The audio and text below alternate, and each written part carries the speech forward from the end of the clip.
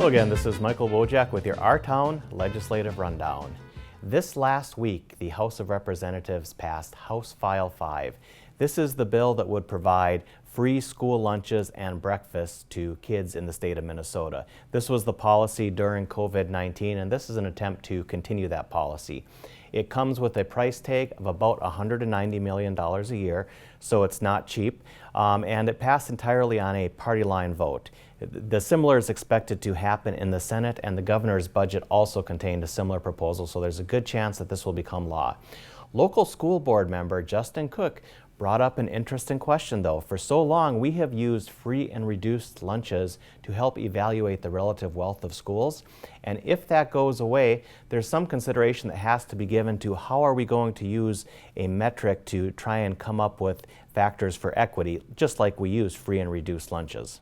Another topic being discussed at the legislature is the topic of paid family and sick leave. Representative Andy Smith, freshman from here in Rochester, tweeted out an image of what parental benefits look like around the world and how exceptionally rare it is here in the United States that we don't have paid family leave.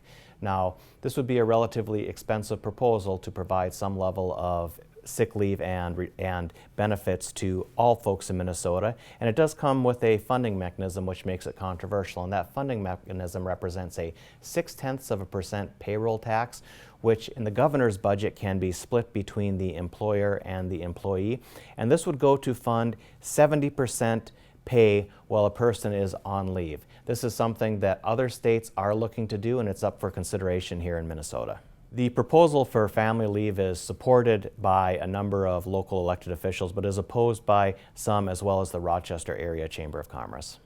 House File 96 is a bill that would create some changes to MinnesotaCare. That's the publicly funded healthcare option here in Minnesota.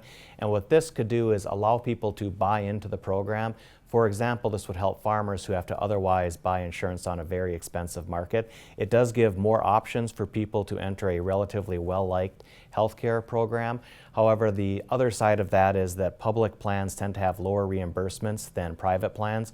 So representatives from rural areas point out that this could be a hardship on already thin margins in regional hospitals.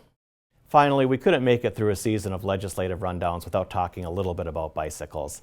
Now, in Minnesota, the Idaho stop is being considered. That is where bicyclists approaching a stop sign can treat it like a yield sign so long as it's safe to do so. This is already common practice and law in 12 other states. It's up for consideration in the House this year. We'll see if it passes. I'm sure because it's related to bicycles, it will be in no way controversial.